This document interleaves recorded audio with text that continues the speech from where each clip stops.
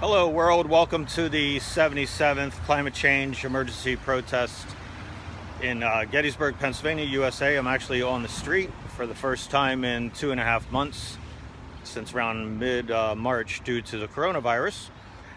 So not that things have gotten better, because 102,000 Americans have died so far, so the situation's not in hand, but people are just starting to deal with it, and they're being forced out of their houses to have to get back to work, because you got to make a living in this society we're in. So this is, as I said, the 77th climate change protest.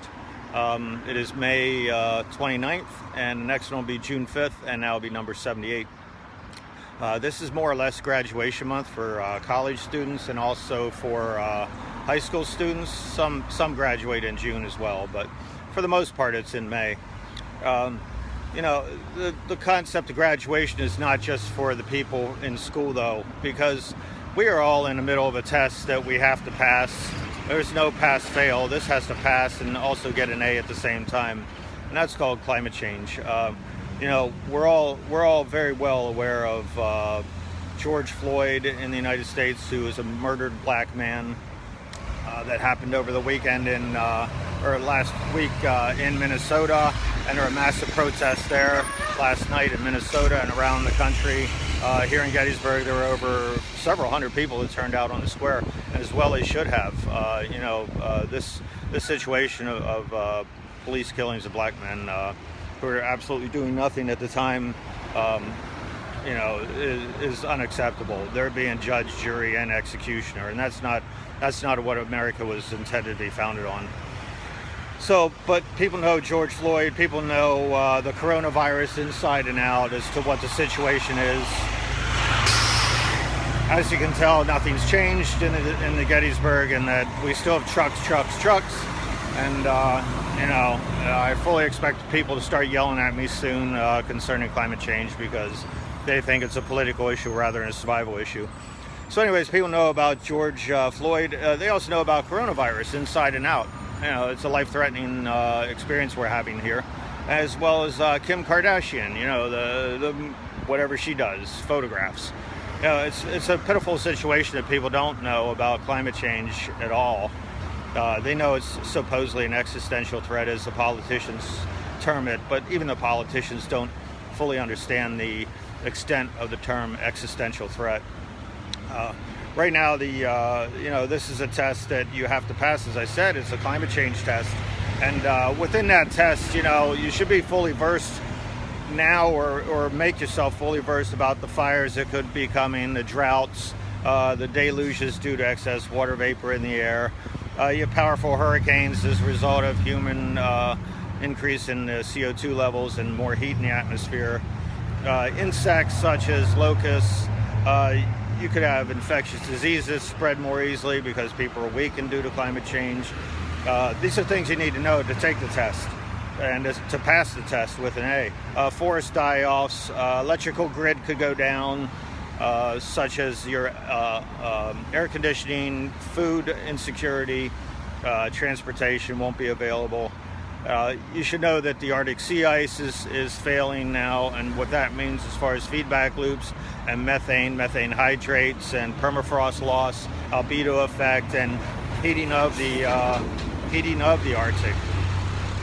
You should know about ocean acidification, how the pH level has dropped from 8.2 to 8.1, and now they fully expect it to go down to 7.8, which is an extremely acidic ocean.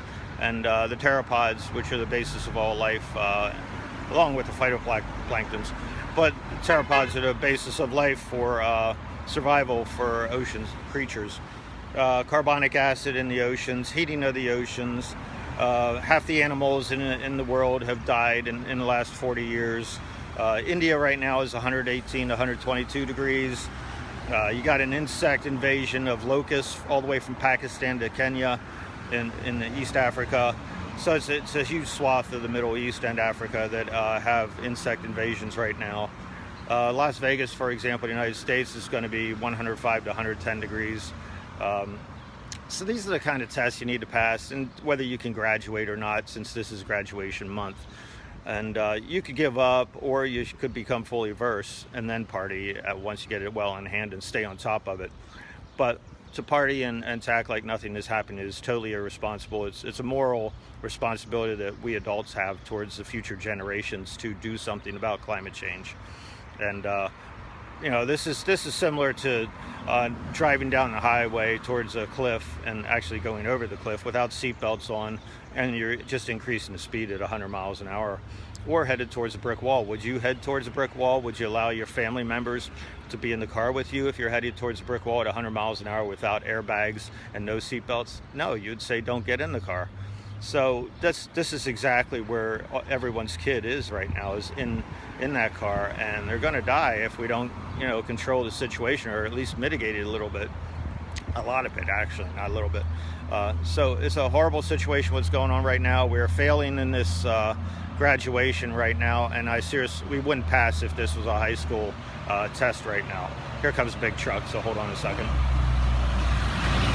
All right, so coronavirus is important at 102,000 deaths, but climate change will end all life on Earth. It's not just a few people that will be affected. Even though there are 102,000, there are 8 billion people on Earth right now, and closing in on 8 billion. So, I'm saying that climate change will affect not only every person on Earth, but also all life on Earth. The last great die-off was the Permian mass extinction, where 95% of all life died off. And that's entirely possible where we're headed right now, unless we start to mitigate the situation and take it well in hand and be earnest about it. Right now, the two main politicians in the United States running for office don't have a clue as to how bad the situation is. And it's really horrible that these two are the best we have, supposedly. So, we need forward thinking, and right now the process is played out, and we've painted ourselves down a hallway that we're stuck with these two people, whoever wins, and it won't make a difference as to what we're going to do about this situation. They really don't grasp how severe it is, and it's due almost all politicians. You don't hear people talking about climate change every minute, and this is a threat that will kill all of us and all future generations. So I really suggest that people start being more educated so that they can graduate and pass this with an A and not a B, because a B won't get you through it. But I suggest that everyone start becoming more educated. I'm sure most of the people listening here are educated about climate change. That's why you're sitting through this. I suggest, if you don't know any of these people, I suggest you listen to Peter Wadhams. These are on YouTube, a lot of these people, or on Facebook. Peter Wadhams, Peter Carter, Paul Beckwith, Kevin Anderson, Guy McPherson, Sam Carena, and Environmental Coffee House. This situation, if you watch those and start branching off from there as far as climate change, Extinction Rebellion's great too. They have a bunch of great speakers with Extinction Rebellion, all sorts. Everyone from normal, everyday persons to doctors, doctors of science. So, there's a lot of information out there rather than just paying attention to the main media such as MSNBC, CBS, and Fox Television, which all of them tend to be more oriented towards the political right or left. And that's not the way to go about this with climate change. It shouldn't be handled with kid gloves anymore. It needs to be attacked and addressed, identify the problem, and get on with it. But right now, we're even too scared within our own country to talk about it, and that's really pitiful. So this situation's not normal, and I hope soon that people do something about it. So I'll see you next week. That'll be June 5th, and that'll be climate change protest number 78. See you later. Thanks for hanging in there.